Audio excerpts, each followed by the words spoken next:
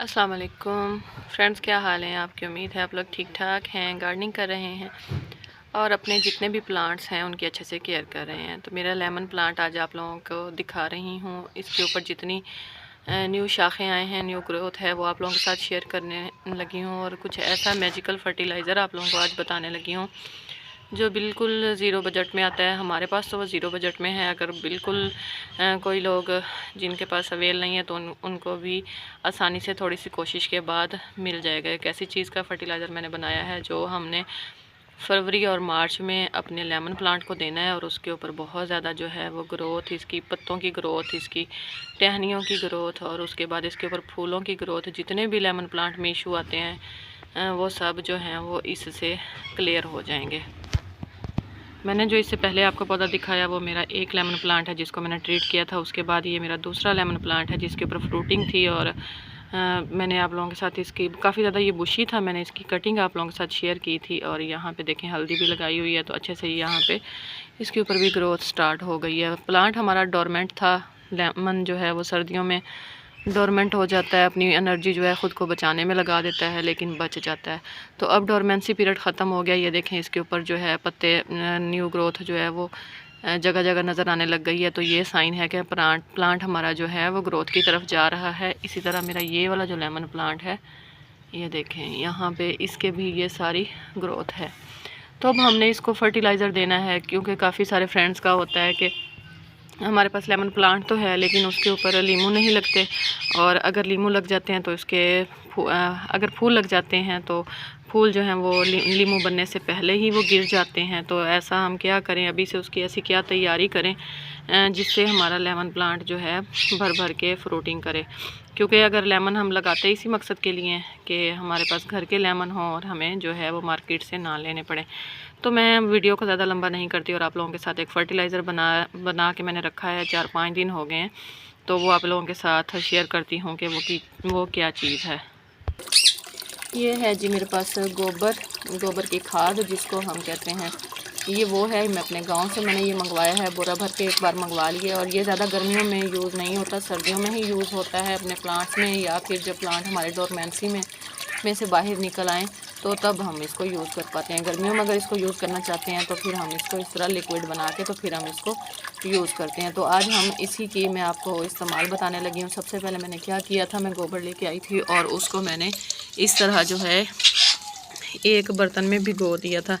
अगर आप लोगों को गोबर के उपले मिलते हैं, उपले कंडे जो भी आप लोग बोलते हैं, आप लोग वो ले लें। उसको 3 से 4 जो हैं भिगो के रख दें पानी में और ऊपर हल्का सा वेट दे दें ताकि वो पानी के अंदर डिप रहें। मैंने तकरीबन इनको 4 से 5 दिन जो है वो भिगो के रखा है। उसके बाद हमने इसको छान लेना है। इसके अंदर वो सारी प्रॉपर्टी हैं जो हमारे एक प्लांट को चाहिए। इससे जितना भी इसके अंदर न्यूट्रेंट है ना हमारे प्लांट के लिए, वो सब बहुत ज़्यादा ज़रूरी हैं। अब मैंने ले ली है एक छलनी जो मैंने प्लांट्स के लिए लगाई हुई है।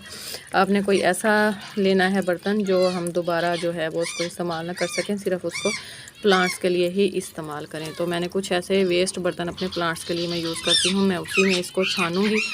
तो जी जितना भी मटेरियल बच जाएगा उसको भी हमने नहीं फेंकना। उसके साथ भी मैं आप लोगों को अपनी अगली वीडियो में शेयर करूँगी कि हमने जो है गोबर का जो कंपोस्ट हम तैयार करते हैं गोबर की, तो हमने वो कैसे करनी है। तो मैं इसको छान के तो फिर आप लोगों से मिलती हूँ।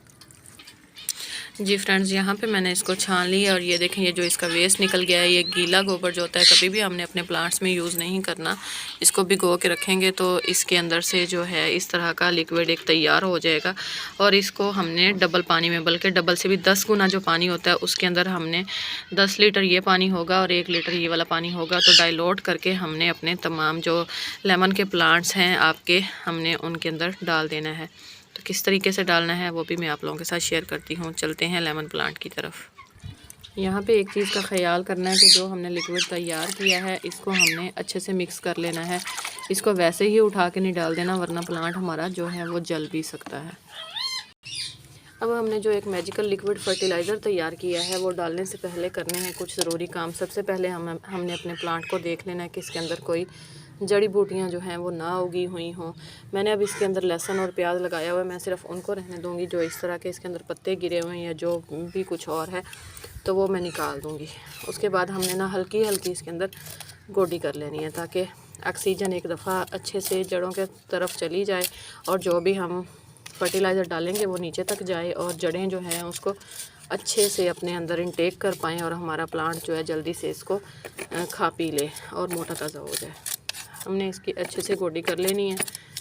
तो गोडी करने के बाद सिंपल इस लिक्विड फर्टिलाइज़र को उठाना है और अपने इस प्लांट को दे देना है। आपने ये काम करना है शाम के टाइम पे। मैं आज इसलिए कर रही हूँ क्योंकि हमारे पास बने हुए हैं बादल और धूप नहीं है। धूप में ये फर्टिलाइज़र हमने अपने प्लांट्स को कभी भी नहीं देना, वरना जो है इसकी जो असल कीमती अज़्ज़ा हैं वो सारे धूप के अंदर उड़ जाएंगे और हमारे प्लांट्स को नहीं मिलेंगे। इसी तरह मैं अपने सारे, ये देखें यहाँ पे टी वेस्ट जो है ये मैंने डाला है। सुबह मुझे खाली करना था बर्तन तो मैं यहाँ पे धो के इसको डाल गई, लेकिन अभी मैं इसको मिट्टी के अंदर दबाऊंगी। इसको भी हमने यूँ गोडी कर देनी है और गोडी करने के बाद अपने प्लांट्स में ये सारा फर्टिलाइज़र हमने दे देना है। पहले इसकी सफाई ज़रूरी है क्योंकि अगर ये पत्ते वगैरह पड़े रहे तो फिर ये फंगस का बाइस बनेंगे। हमने फंगस नहीं बनानी है अपने प्लांट में, हमने करना है इसको फंगस से बचाना है और इसको ये देना है। इससे आपके जो फूल गिर जाते हैं और फूलों से लेमन नहीं बन पाते, प्लांट हमारा मतलब थोड़े थोड़े पत्ते निकाल रहा है, इतना बुशी नहीं हो रहा, जितने भी इसके मसले हैं लेमन के